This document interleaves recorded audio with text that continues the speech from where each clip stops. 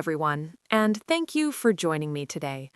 We live in a world that demands an immediate response.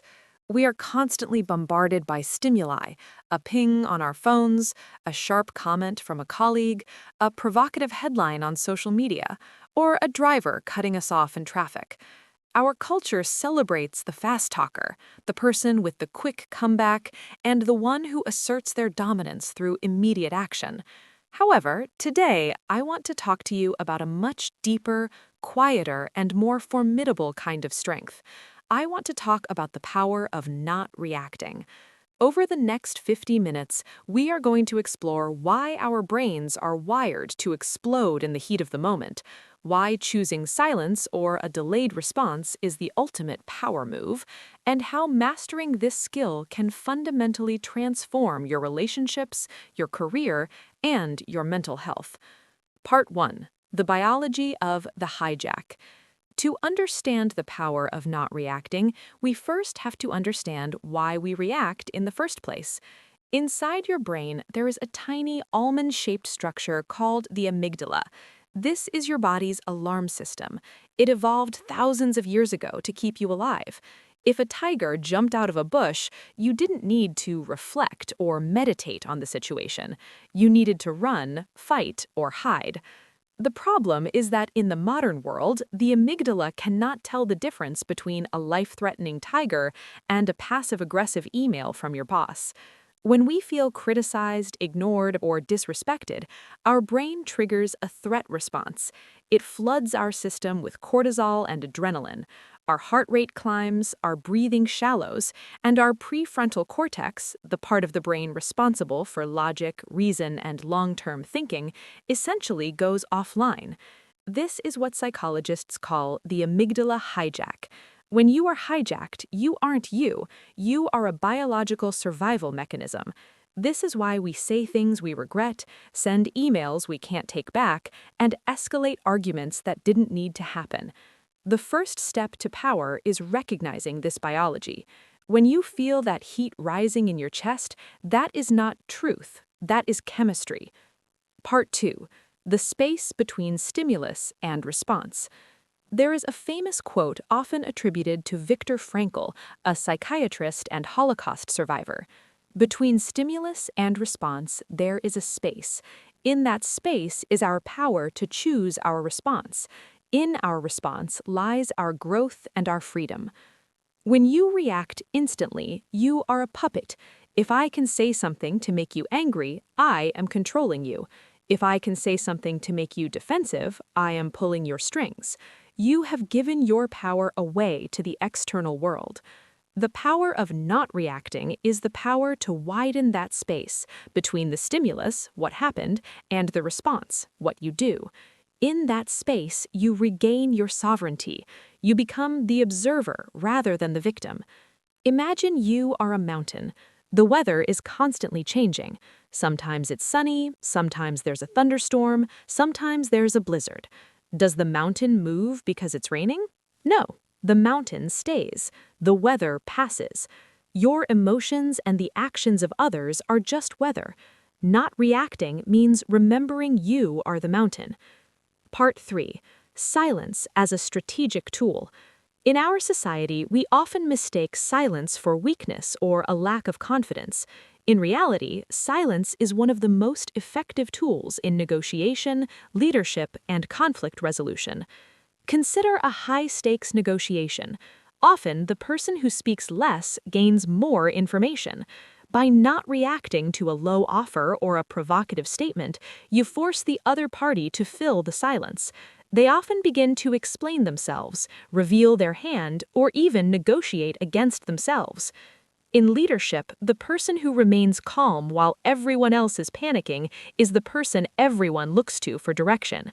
When you don't react impulsively to a crisis, you project a sense of, "I've got this." You signal that you are in control of your internal state, which gives others the confidence that you are in control of the situation. Furthermore, not reacting protects your dignity. Have you ever been in an argument where the other person was yelling, but you remained calm and spoke at a normal volume? Who looked like they were in control?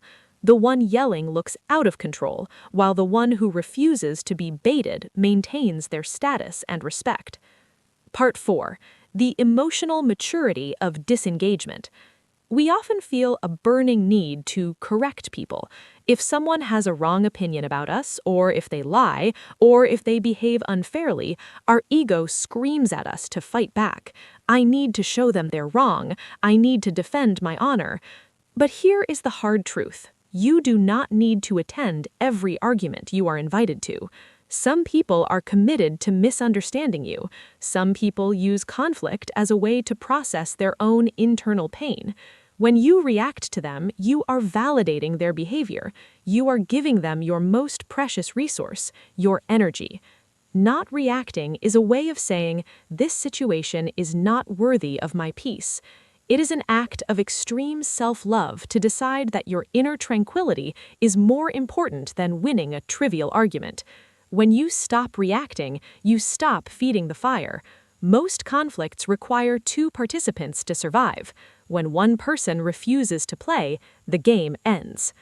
Part 5. Practical strategies. How to master non-reaction. Knowing that you shouldn't react is easy. Doing it when your blood is boiling is hard. Here are some practical techniques to help you build this muscle. The 6-second rule. It takes about 6 seconds for the chemical flood of a hijack to begin to dissipate.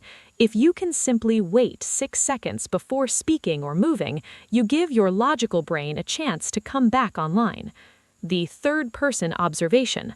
When you feel a strong emotion, label it as if it's happening to someone else.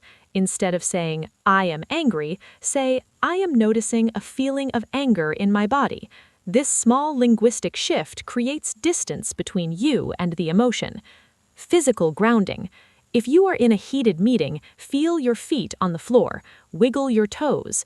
This brings your focus out of your spinning head and back into your physical body, which is always in the present moment. The 24-hour rule. For emails or texts that trigger you, never reply immediately. Draft it if you must, but save it. Look at it the next morning. 99% of the time, you will edit it or delete it entirely. Ask, is this useful? Before reacting, ask yourself, if I say this, will it improve the situation? If the answer is no, silence is your best option. Part 6. The long-term impact on mental health. The chronic habit of overreacting keeps our bodies in a state of constant stress. It leads to burnout, anxiety, and physical ailments like high blood pressure and insomnia. When you master the art of not reacting, you are essentially protecting your nervous system. You begin to realize that most things are not emergencies. Most people's opinions of you don't actually change your reality. Most mistakes are fixable. You gain a sense of inner fortress. You become harder to offend and easier to please. This doesn't mean you become a doormat. On the contrary, when you finally choose to speak or act, your words have 10 times the power because they are coming from a place of clear intention, not emotional desperation. Conclusion: your peace is your power. As we wrap up this session, I want you to remember that not reacting is not about winning by being cold or indifferent. It is about winning by staying true to yourself. Every time you choose not to react to a provocation, you are performing an act of liberation. You are proving that you are not a machine that can be programmed by the environment. You are a conscious being with the power of choice. The next time someone tries to push your buttons, remember, they are looking for a reaction because that is how they get power over you. Don't give it to them. Smile, breathe, and stay as you are. Your peace is your greatest asset. Don't trade it for a moment of getting even. Thank you for your time and your attention. Go forth and find your space between the stimulus and the response. Have a wonderful day.